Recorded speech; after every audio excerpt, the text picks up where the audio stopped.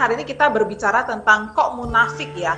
Nah, kita juga sering dengar nih, beberapa orang itu mengatakan, kamu munafik, munafik, munafik, munak lo. Nah, itu bahasa anak zaman sekarang ya. Tapi sebenarnya, apa sih definisi dari kemunafikan itu? Ya, kalau bicara soal kemunafikan ya, kemunafikan ini masalah yang serius ya. Tapi alangkah lebih baiknya kita tahu dulu apa itu munafik ya. Kalau munafik itu adalah menjalani sebuah kehidupan yang berbeda dengan yang dikatakan atau yang dipercayai. Ya, jadi berbeda dengan apa yang dikatakan dan dipercayai, dia hidup itu berbeda. Nah, kalau disebut orang munafik berarti adalah seseorang yang bertindak tidak sama, tidak selaras dengan yang dia yakini sebagai kebenaran. Jadi bisa disimpulkan orang munafik itu adalah sikap yang tidak selaras atau tidak konsisten dengan kebenaran atau nilai yang dia percayai. Oke. Kira-kira Jadi, itu definisi tentang kemunafikan, munafik itu ya. Oke, jadi dengan kata lain bisa dikatakan bahwa seseorang itu munafik berarti artinya dia tidak selaras atau tidak konsisten. Ya Seperti benar. itu ya. Ya itu Ah, definisinya. Nah, terus kalau misalnya ada orang nih yang datang sama saya atau mungkin sama teman-teman yang lagi dengerin ya, terus mengatakan, kok orang Kristen munafik sih?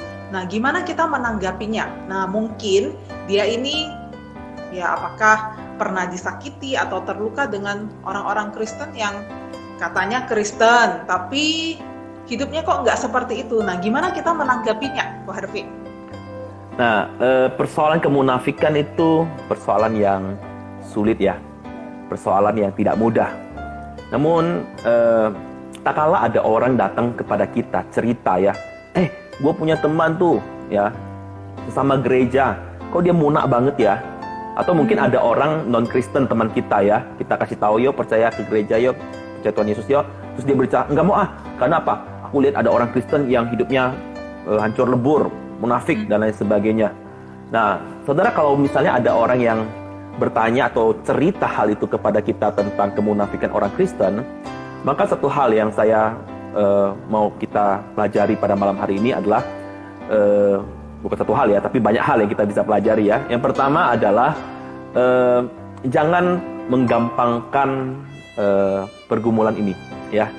Karena memang harus diakui bahwa ada beberapa orang yang memang sangat terluka, sangat tersakiti dengan perbuatan kemunafikan daripada orang Kristen tersebut.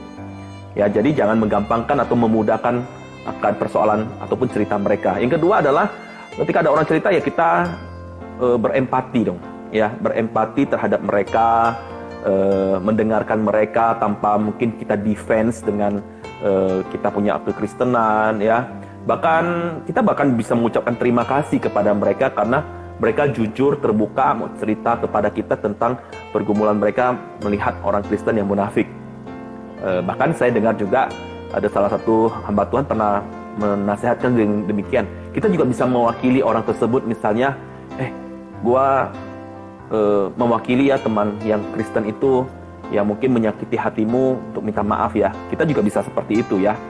Dan kita juga bisa menceritakan ya tantangan atau pergumulan kita terhadap kemunafikan yang terjadi dengan orang Kristen yang kita alami sendiri secara real pengalaman ya. Ya, sebagai contoh, saya sendiri pernah mengalami pergumulan terhadap orang Kristen yang munafik ya. Bahkan saya sakit hati, saya terluka ya. Benar-benar tidak mudah lah untuk bisa melepaskan pengampunan ya. Karena ada merasa, kok orang Kristen ini kok seperti ini, kok ini sudah pelayan seperti ini, kok ini seperti ini, ya kenapa seperti ini. Jadi ada sakit hati dan terluka. Bahkan harus diakui juga bahwa kemunafikan orang Kristen itu memang bisa menghalangi orang non-Kristen untuk bisa percaya pada Tuhan Yesus. Seperti papa saya ya, papa saya waktu saya pernah injili untuk percaya Tuhan Yesus, dia berkata apa? Saya nggak mau percaya Tuhan Yesus, kenapa? Saya ada teman tuh orang Kristen, tapi hidupnya kacau balau. Ngapain saya percaya pada Tuhan Yesus, orang Kristen? Soalnya orang Kristen hidupnya aja kacau balau seperti itu. Oke. Jadi tadi sempat ngomong ada merasa sakit hati dengan orang yang munafik. Tolong sampai di rumah ceritakan ke saya ya. Boleh, nanti saya cerita jadi, ya. Jadi saya bisa simpulkan berarti justru kita ketika dengar teman cerita, kita justru jangan menyangkali atau mengecilkan, tapi justru kita harus mengakui bahwa ya memang ada orang Kristen seperti itu, dan bahkan juga kita mewakili sebagai sesama orang Kristen untuk minta maaf gitu ya. Ya, tapi jangan sampai hanya berhenti di situ teman-teman ya. Kita perlu juga menjelaskan kepada mereka bahwa masalah kemunafikan itu adalah masalah semua orang. Ya. Jadi masalah ini bukan terjadi kepada orang Kristen saja ya. Kalau berdasarkan definisi tadi ya, kehidupan orang yang tidak selaras, tidak konsisten dengan nilai yang dia pahami dan dia percayai, maka kemunafikan bisa terjadi kepada semua orang. Toh kita sudah sadar juga ya, kalau kita jujur pada diri kita sendiri ya, kemunafikan itu bisa terjadi kepada saya, kepada Susan, kepada teman-teman yang dengar, bahkan kepada semua orang, baik itu orang Kristen dan orang non-Kristen. Kita sadar bahwa sebenarnya ada nilai yang harus kita capai, tetapi kita merasa kita tidak mampu untuk mencapainya. Kita merasa bahwa kita nggak bisa mencapai the best version daripada kehidupan kita. Jadi ya, permasalahan kemunafikan adalah permasalahan semua orang. Oke. Berarti dengan kata lain, bukan hanya satu orang itu, bukan hanya orang Kristen, tapi sebenarnya orang di luar Kristen juga bisa munafik, bahkan kita juga bisa munafik seperti itu ya. Namun juga yang perlu dijelaskan kepada mereka, misalnya orang Kristen munafik ya. Kan seringkali orang berkata, gue nggak mau jadi orang Kristen. Kenapa? Orang Kristen munafik. Nah saudara, kita bisa menjelaskan dengan cara seperti ini ya, bahwa nilai yang dianut daripada orang yang berlaku munafik itu tidak atau belum tentu salah ya. Belum tentu nilai yang dianutnya salah, walaupun oknum yang melakukannya adalah munafik itulah, atau tidak sesuai dengan apa yang dia percaya. Misalnya contoh ya, misalnya ada seorang yang badannya six pack ya, perutnya roti sobek gitu loh ya.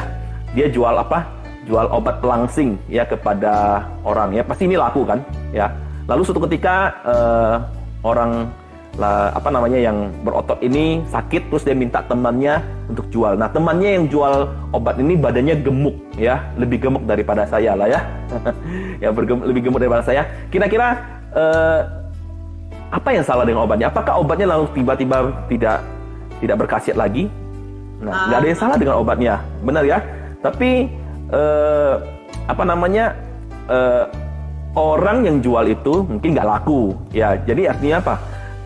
Bukan masalah kepada obatnya, tetapi akhirnya kurang meyakinkan saja. Jadi nilai persuasifnya terhadap orang lain jadi berkurang.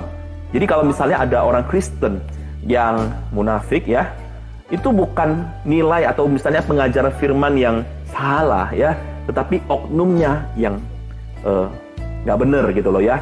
Dan nggak ada yang salah dengan kebenaran itu, nggak ada yang salah dengan nilai itu. Nah, tapi berdampaknya apa? Berdampaknya hidup orang Kristen itu tidak meyakinkan gitu loh. Oh, oke. Jadi ketika ada yang bertanya seperti itu, ya awalnya kita tadi mengakui, tapi tidak hanya sampai di situ. Kita jelaskan kayak apa ya? Kayak kekeliruan berpikirnya juga ya. Maksudnya kan tadi kayaknya kekeliruan berpikir bahwa hanya orang Kristen, tapi justru sebenarnya ya semua orang bisa terlibat di dalam munafik. Dan yang kedua juga nilainya, kekristenannya sendiri nggak salah, tapi oknumnya yang bersalah gitu ya. Ya, benar. Oknumnya yang tidak sesuai dengan atau tidak selaras, tidak konsisten dengan apa yang kebenaran itu.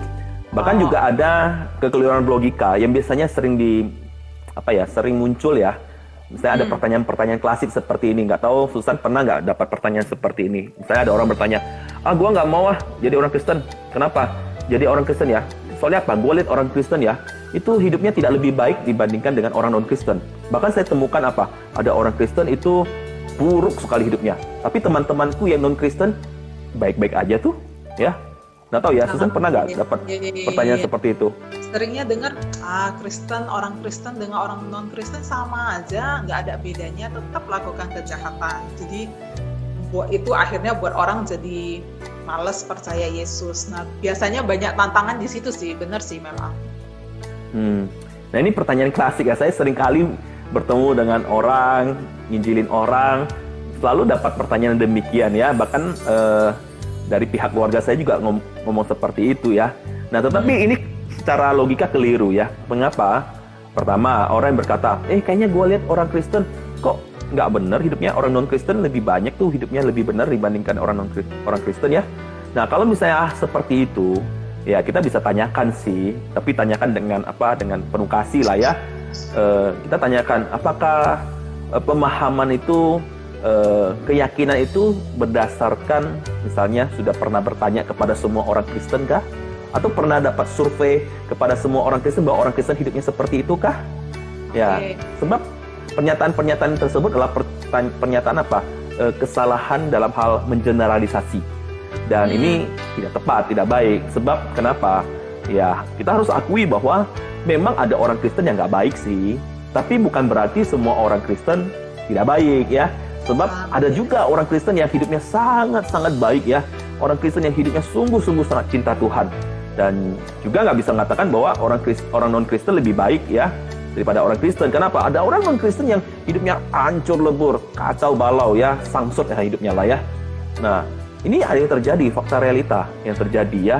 Lalu kalau misalnya tanya tentang perbuatan baik ya, orang Kristen, non-Kristen ya, sekarang pertanyaannya juga adalah baik menurut siapa ya? Standar kebaikan itu seperti apa? Lalu pertanyaannya, waktu dia perbuatan baik itu yang kamu lihat, apakah perbuatan baik itu hanya pada momen itu, atau seterusnya memang orang itu adalah orang baik ya? Atau misalnya lihat orang Kristen itu tidak baik, apakah memang pada momen itu tidak baik dan seterusnya memangkah dia tidak baik gitu loh? Nah, kita juga harus melihat motivasi daripada orang tersebut ya, tidak melakukan segala sesuatu perbuatan-perbuatan yang ada. Jadi memang kita jangan jatuh kepada generalisasi karena itu tidak tepat. Oke. Nah, tapi di Alkitab sendiri ada ngomong tentang kemunafikan ini nggak? Kalau tadi kan Bu Harvey bilang ini masalah semua orang, Alkitab sendiri ada ngomong tentang ini nggak sih sebenarnya? Ya, kalau masalah kemunafikan ya, Alkitab atau kekristenan ya, mengakui kemunafikan adalah persoalan yang ada dalam hidup manusia. Saya ambil firman Tuhan ya, saya bacakan Roma pasal 3 ayat 3. Roma 3 ayat 3 kata apa? Karena semua orang telah berbuat dosa dan telah kehilangan kemuliaan Allah. Jadi karena semua orang telah berbuat dosa. Jadi ya semua orang tidak bisa melakukan yang benar itu, yang baik itu, ya. Bahkan tokoh-tokoh di dalam Alkitab pun pernah disebutkan beberapa kali bahwa mereka ternyata tidaklah kebal dengan yang namanya kemunafikan. Contoh ya, di dalam Yakobus pasal 3 ayat 2. Yakobus ngomong kepada di dalam suratnya, sebab kita semua bersalah dalam banyak hal. Ya, dikata apa? Kita semua bersalah dalam banyak hal. Barang siapa tidak bersalah dalam perkataannya, ia adalah orang sempurna yang dapat juga mengendalikan seluruh tubuhnya. Nggak ada yang sempurna, kata Yakobus. Kita, jadi Yakobus tuh ngomong, dia adalah rasul ya. Dia berkata kita itu banyak melakukan kesalahan gitu loh. Nggak kebal dengan yang namanya kesalahan. Bahkan mungkin Susan pernah baca juga di dalam Galatia pasal 2 ayat 14 tentang kemunafikan yang terjadi pada Petrus, Barnabas dan orang-orang Kristen pada waktu itunya, yang waktu itu ditegur sama Paulus. Paulus bilang, ini nggak bisa ini ya. Saya bacakan di Galatia 2 pasal 14 ya. Jika engkau seorang Yahudi hidup secara kafir dan bukan secara Yahudi, bagaimanakah engkau dapat memaksa orang saudara-saudaramu yang tidak bersunat untuk hidup secara Yahudi? Jadi Paulus menegur kemunafikan Rasul Petrus ya, gila ya. Jadi Petrus pun ya tidak kebal yang namanya dengan kemunafikan. Wah, iya. Kalau saya bayangkan ya, kalau misalnya Rasul Petrus saja itu dia masih bisa jatuh dalam kemunafikan, apalagi kita gitu. Nah, terus solusinya gimana?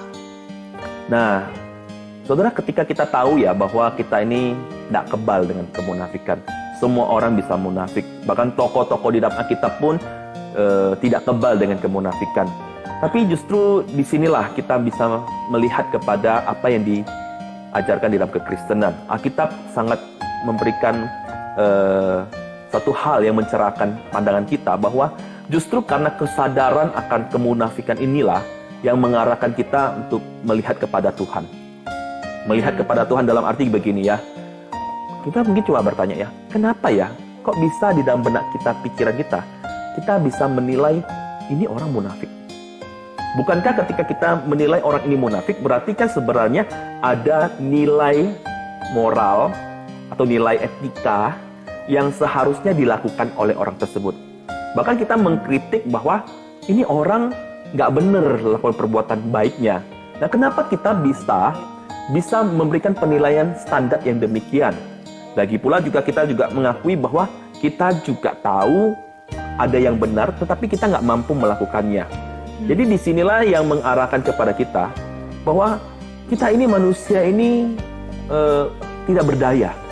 Kita manusia ini punya standar nilai, dan standar nilai itu mengarahkan kita kepada Tuhan dan menyadarkan juga kepada kita bahwa kita ini tak berdaya, kita ini lemah, dan solusi, kalau ditanya tentang solusi itu nggak bisa datang dari diri kita manusia. Toh kenapa? Karena kita manusia juga tak ada yang benar katanya. Manusia kita juga tidak kebal dengan kemunafikan. Jadi solusinya dari mana? Solusinya adalah dari luar. Dari luar itu siapa? Yaitu adalah Tuhan Yesus Kristus yang datang ke dalam dunia, dia mati di kayu salib, dia bangkit dan naik ke surga. Dan disitulah kita tahu di dalam kekristenan, Yesus Kristus itu yang diajarkan di dalam kekristenan adalah tentang pengampunan dan pertumbuhan, bukan bicara soal kesempurnaan. Kenapa? Kalau kita bicara soal kesempurnaan, kekristenan bicara soal kesempurnaan, kita tak ada satupun yang bisa sempurna, gitu loh ya. Tetapi kekristenan justru menonjolkan tentang apa itu pengampunan, apa itu namanya pertumbuhan. Jadi tak kalah kita mengakui kesalahan kita jatuh, kita bangun kembali, kita bisa datang kepada Tuhan memohon pengampunan. Dan kita terus senantiasa memohon biarlah Tuhan menolong kita, mengingatkan kita terus semakin hari semakin bertumbuh, makin hari dengan lebih baik, makin serupa dengan Kristus Yesus.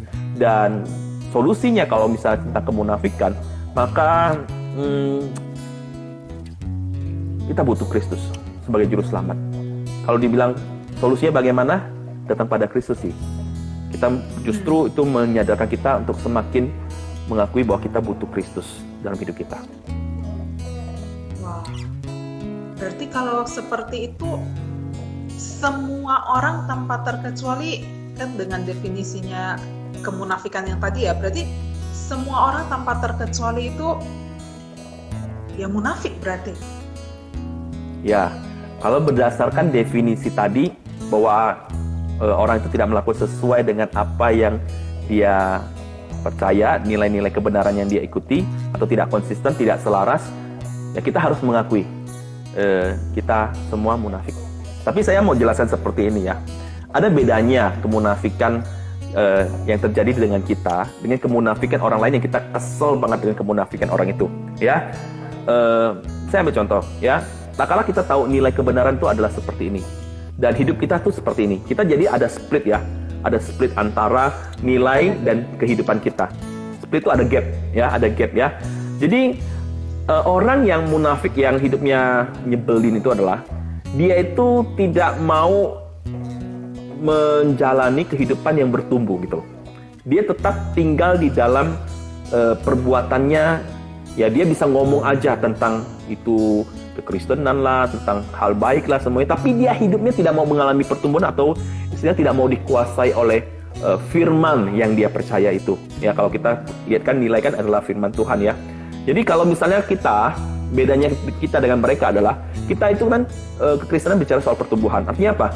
Kita tuh semakin hari semakin terus mencoba membalancekan, menyamakan antara kehidupan kita dengan nilai kebenaran firman Tuhan itu. Caranya bagaimana? Sekali lagi saya katakan bahwa kita butuh Kristus yang menguasai hidup kita. Ya, jadi ini bedanya sih. Jadi kalau bicara definisi tentang kemunafikan, ya semua kita munafik, tapi bedanya munafiknya kita dengan munafiknya mereka ya beda karena kita masih dalam proses pertumbuhan dan terus mengejar untuk keselarasan ya. Kalau dengan yang lain yang mereka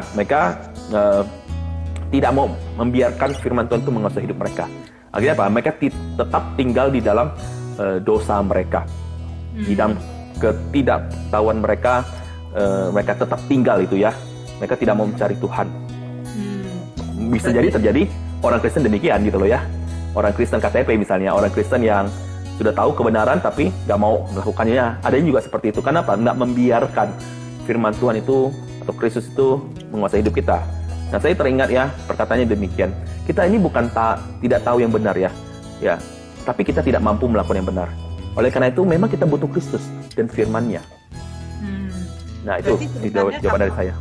sebenarnya kata kuncinya itu adalah apakah kita itu membiarkan Kristus dan firman-Nya itu mengubahkan gitu ya.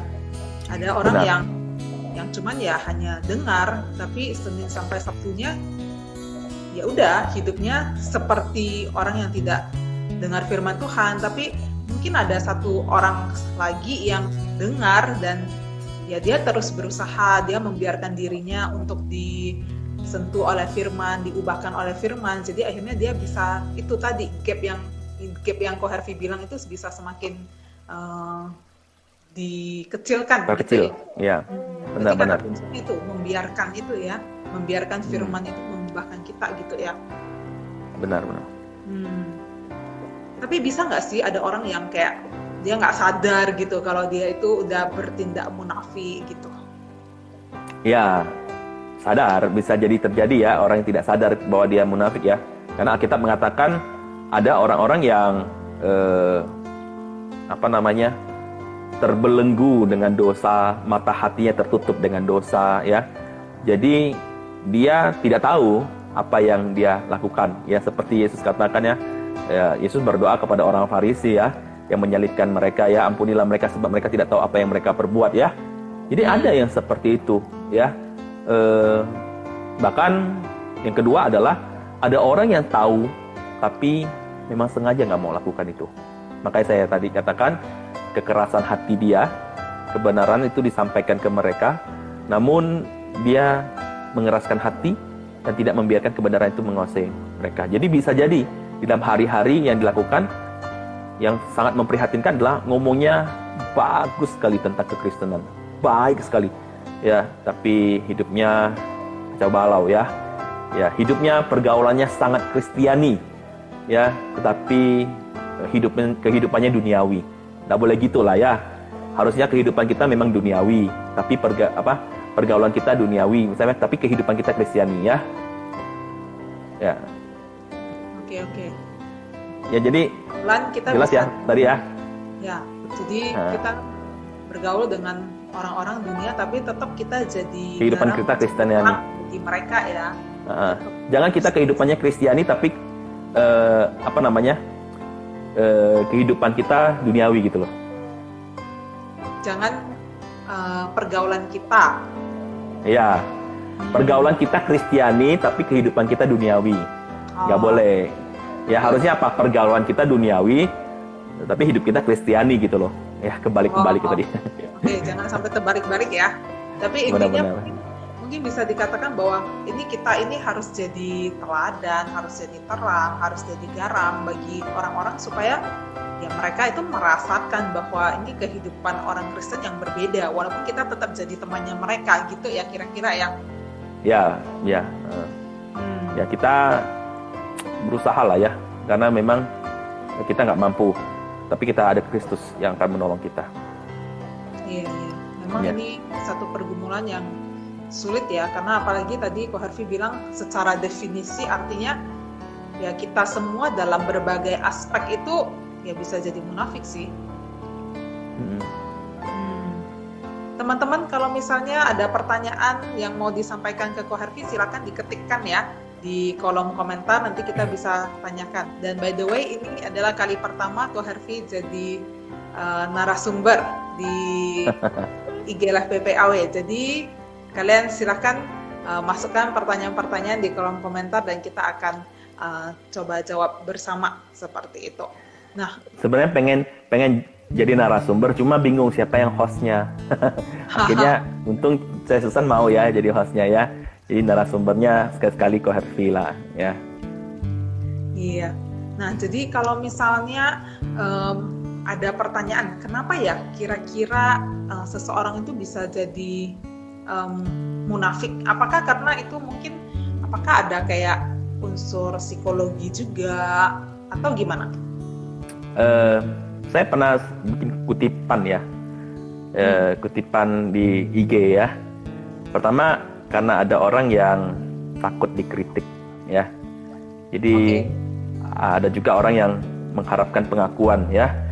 Jadi itu menimbulkan apa? Dia harus menampilkan ya perkataan yang baik, tapi hidupnya nggak demikian sebenarnya, ya. Atau memang hidupnya memang buruk gitu ya, atau misalnya tidak membiarkan firman Tuhan itu menguasai dia, dan dia masih tinggal di dalam itu dan nggak mau berubah, ya.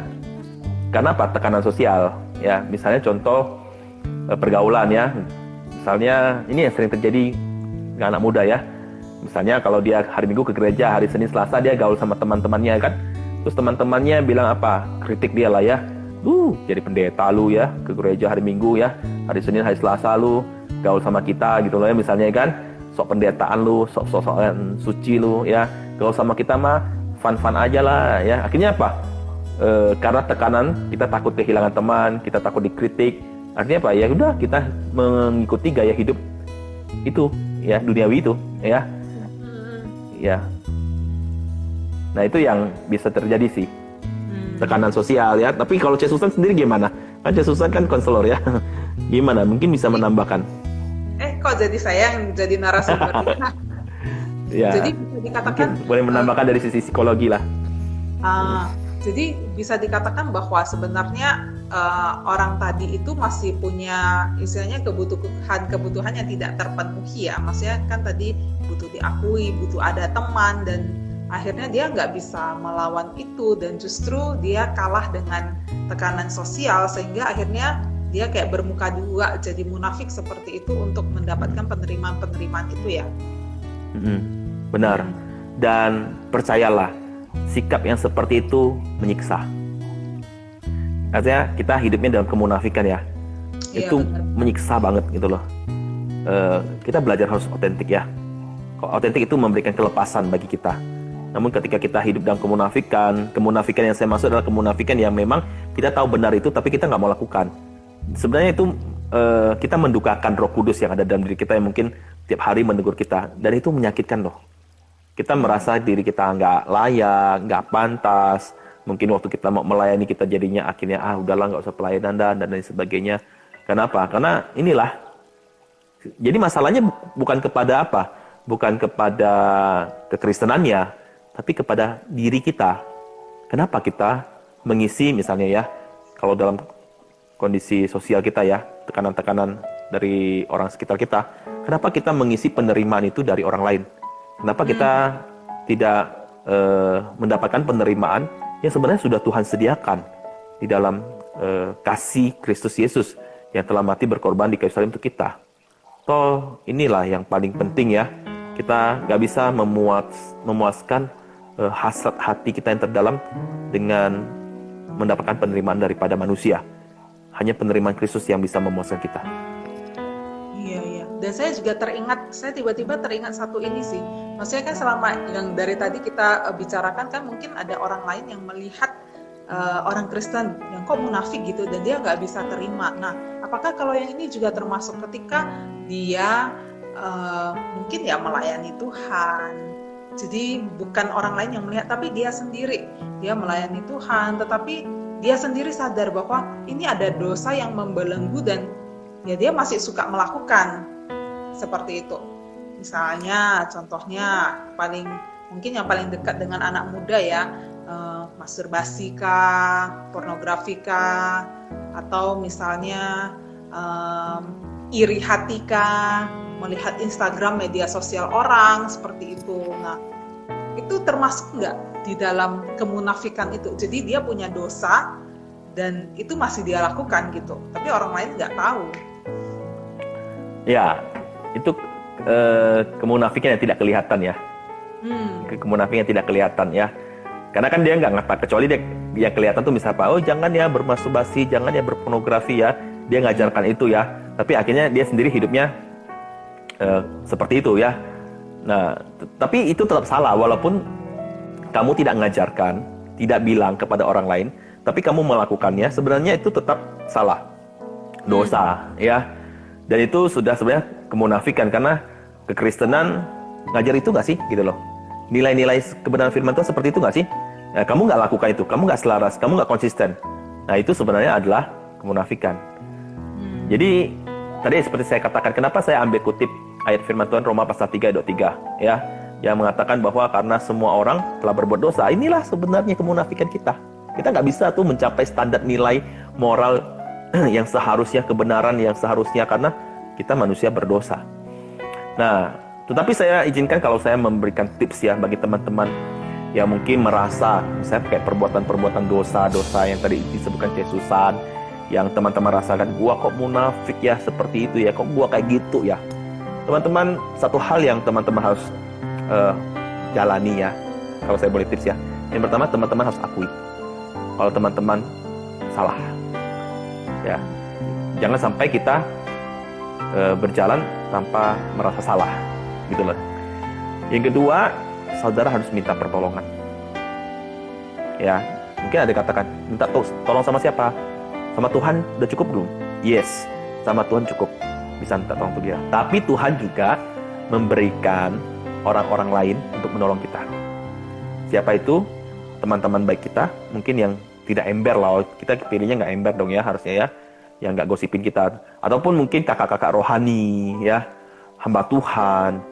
Kita boleh kok memohon bimbingan, nasihat, supaya kita bisa lepas dari dosa-dosa yang kita rasa itu membuat kita jadi orang Kristen yang munafik. Jadi cari pertolongan, ya. Yang ketiga, memang kita biarkan Tuhan itu memproses kita, pertumbuhan itu ya. Jadi kan saya tadi katakan berulang-ulang, Kristenan itu bukan bicara soal kesempurnaan, tapi bicara soal pengampunan dan pertumbuhan. Pertanyaannya adalah, apakah engkau mau menerima pengampunan daripada Tuhan? Engkau tidak mungkin bisa menerima pengampunan daripada Tuhan ketika kamu tidak pernah mengakui kalau engkau berdosa, atau bersalah, atau lalai, atau gagal, ya. Dan maukah engkau bertumbuh dalam Tuhan? Artinya membiarkan Tuhan memproses kita untuk semakin hari semakin lebih baik. Maukah engkau membiarkan Tuhan untuk mengalami pertumbuhan itu? Itu sih, Susan. Iya. Jadi kita juga nggak bisa yang Tuhan ubahlah aku, tapi kita terus berkanjang dalam dosa itu. Tapi justru kita juga perlu membiarkan diri kita itu mau dikoreksi, mau berubah, seperti itu juga ya, Ko Harvey ya? Ya, benar. Nah, kalau misalnya kita lihat nih ada teman baik kita, boleh nggak kita langsung tegur langsung sama seperti yang Paulus lakukan kepada Petrus seperti itu? Kita langsung tegur langsung dia, kamu udah melakukan sesuatu yang munafik gitu. Maksudnya etis nggak sih? Boleh nggak sih? Nah, ini yang kadang-kadang agak tidak mudah ya untuk dilakukan dalam hal menegur ya. Seringkali kalau kita menegur orang, kita takut orang itu tersinggung, kita takut akhirnya orang itu menjauhi kita, ya. Memang untuk cara menegur pun juga kita harus pikirkan dengan baik-baik, ya. Kalau lihat dari konteks kenapa Paulus berani menegur Petrus, ya, maka itu di depan umum ya, teguran Paulus itu ya. Iya. Nah, di depan umum loh sebenarnya ya. Iya. Saya melihat bahwa kenapa bisa demikian, karena apa yang dilakukan Petrus itu sudah sangat berbahaya. Ya, karena itu menjadi batu sandungan sehingga orang lain itu tidak bisa datang kepada Tuhan. Nah, itu suatu hal yang benar-benar berbahaya. Ya, jadi Paulus harus tegur. Dan mungkin juga kemunafikan yang dilakukan oleh Petrus mungkin bukan yang pertama kali. Mungkin itu sesuatu hal yang pernah dilakukan berulang kali, ya. Seperti itu, ya. Dan Paulus menegur dengan keras dan menyatakan kebenaran itu. Dan itu mungkin momen yang Tuhan berikan bagi Paulus untuk menyampaikan kebenaran. Nah, tetapi kalau misalnya konteksnya kita ya, Alkitab juga mengajarkan bahwa kalau ada orang yang bersalah, tegurlah mereka pertama dengan apa? Empat mata gitu loh ya. Jadi memang ada teguran empat mata. Terus kalau memang orang itu masih nggak mau terima, terus kita akhirnya boleh panggil saksi lain untuk meneguhkan. Kalau enggak, nanti kita bawa ke dalam sidang pertemuan jemaat dan lain sebagainya. Nah, itu ada prosedur-prosedur kita bisa menegur orang, untuk mengkritik orang, bukan kritik yang menjatuhkan ya, tapi maksudnya membangun orang itu supaya hidupnya tidak berkanjang di dalam kemunafikan. Nah, tapi ada satu hal yang juga yang penting, motivasi kita juga harus lurus. Jangan kita motivasinya lihat ini dikit-dikit munafik, dikit-dikit munafik. Jadi kita sebar-sebarkan, ini orang munafik, jangan dekat-dekat dengan dia. Ini orang munafik, orang munafik, orang munafik. Saudara, ingat ya, saat kita banyak menunjuk orang lain, sebaiknya kita banyak menunjuk diri kita sendiri juga. Ya, kita juga sama-sama, kita nggak kebal dengan kemunafikan.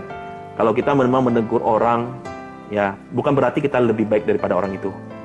Tapi kita mau orang itu benar-benar kembali pada kebenaran. Ya, jadi motivasinya harus benar. Oke. Jadi memang nggak langsung main tembak langsung juga ya. Maksudnya kita mau tegur pun ya baik-baik dengan cara yang penuh kasih gitu ya. Bukan untuk supaya kita terlihat jauh lebih baik dari dia gitu ya. Tapi memang untuk kebaikan dia gitu ya. Benar. Oke, teman-teman. Yang lain kok nggak mau tanya. Diam-diam aja nih kayaknya. Sangat antara mereka sudah sangat mengerti dan merasa sangat tertegur, atau mungkin yang kedua mereka tidak berani bertanya. Masa jangan sama Kevin berani bertanya, tanyalah. Atau mungkin ada yang mau cerita tentang pergumulannya seperti apa. Ini ada yang bilang, Cernami Duko kena sampai ke hati yang paling dalam. Ya benar, karena memang kemunafikan ini ya itu seperti yang tadi Pak Harfi bilang ya, maksudnya itu ada di dalam setiap hati kita juga seperti itu ya. Dan hampir semua kita, dan bahkan kalau dengar dari apa yang Pak Harfi bilang, saya kembali flashback ya hidup saya. Iya, saya juga ini loh, maksudnya ada melakukan hal-hal munafik seperti itu gitu. Dan ya ternyata saya juga tidak lepas dari itu gitu. Ya, kita nggak kebal dengan kemunafikan. Saya pun ngomong seperti ini, saya bukan berarti saya lebih baik daripada teman-teman ya. Maksudnya saya juga sadar bahwa saya bisa munafik. Tapi justru itu yang mengingatkan kepada saya bahwa karena kerentanan dan kerawanan saya untuk seperti itu, saya butuh Kristus menguatkan saya. Saya mau hidup saya dipimpin Roh Kudus, dipimpin kebenaran firman-Nya. Dan ini memang satu proses pergumulan yang akan saya lakukan sampai nanti Tuhan Yesus panggil saya.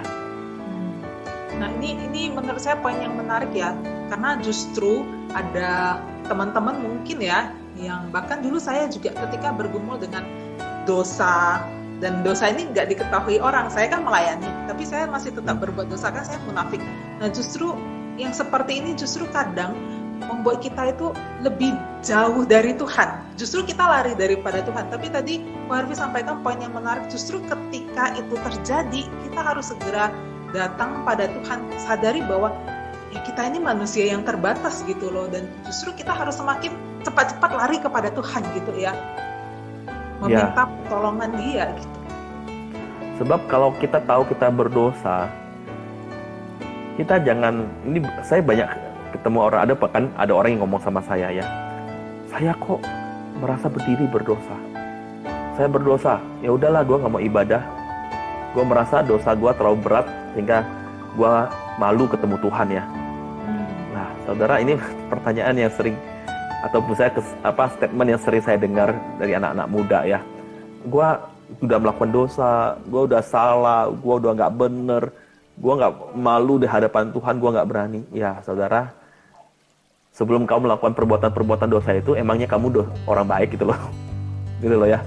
Justru karena Kristus Yesus lihat kita manusia ini berdosa, Tuhan mau mengampuni kita. Ya, bahkan ketika kita jatuh berulang-ulang kali pun, Dia tidak membuang kita. Ya, ingat ada firman Tuhan juga katakan ya, sumbu yang hampir padam tidak dipadamkannya. Ya,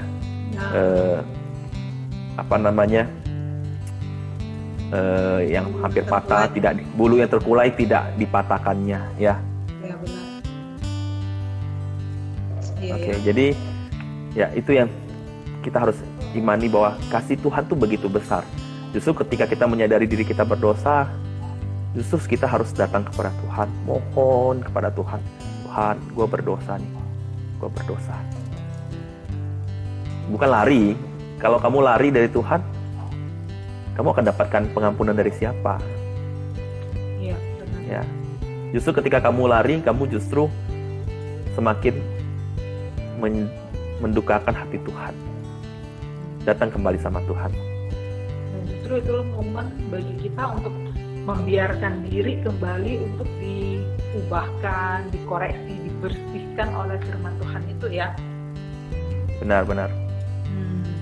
Ini tadi cara ada kasih tahu, terima kasih ya udah mengingatkan kami lagi. Nah, kayaknya memang topik seperti ini jarang dibahas dan ya ini kembali lagi bagi saya pribadi ya mengingatkan saya kembali. Susan, kamu itu rentan juga loh jadi munafik. Apalagi kan hamba Tuhan pengen menampilkan hal yang baik juga seperti itu kan. Nah ini kembali lagi bagi saya pribadi mengkoreksi saya sih untuk supaya hidup saya itu benar-benar membiarkan Kristus yang mengubahkan, mengkoreksi sehingga hidup saya apa yang saya tampilkan di luar dengan apa yang di dalam itu sejalan dan apa yang saya sampaikan itu juga yang sejalan. Ya, apalagi kita ya hamba Tuhan ya atau aktivis, majelis, pengurus ya. Kehidupan kita dilihat orang. Betul. Kehidupan kita dilihat orang. Seperti saya katakan ya, kemunafikan bisa menjadi batu sandungan bagi orang lain untuk datang kepada Kristus. Ya, apalagi banyak berita-berita misalnya hamba-hamba Tuhan yang masuk kriminal ya. Itu justru menyadarkan kita, kembali kepada kita ya, bahwa hamba Tuhan perlu untuk bergantung sama Tuhan juga ya. Sama seperti jemaat bergantung sama Tuhan, hamba Tuhan juga bergantung pada Tuhan ya. Nggak boleh pakai alasan hamba Tuhan bilang, namanya juga hamba Tuhan, juga manusia. Emangnya kenapa kalau manusia? Gitu loh. Ya, kalau saya nggak setuju sih kalau ada bilang hamba Tuhan juga manusia. Ya, hamba Tuhannya sebenarnya adalah hamba Tuhan memang manusia gitu loh ya. Jadi kita semua manusia dan kita seperti Kristus. Ya, tapi maksudnya adalah kita adalah manusia yang mau bergantung sama Tuhan hari demi hari. Ya.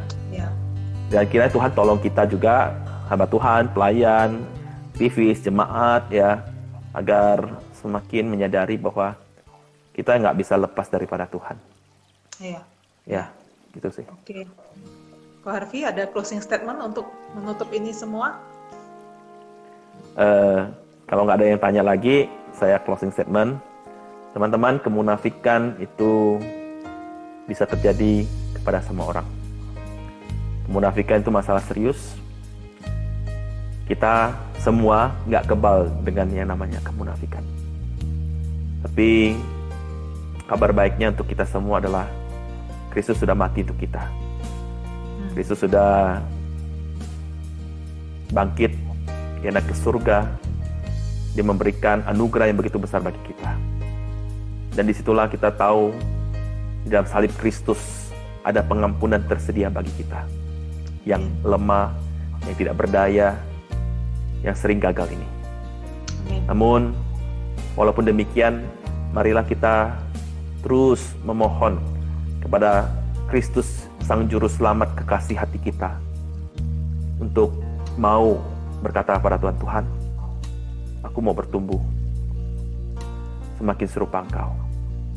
Semakin hari, semakin mirip Engkau, Tuhan. Amin. Kiranya Tuhan menolong dan memberkati. Tuhan Yesus menyertai kita semua. Amin.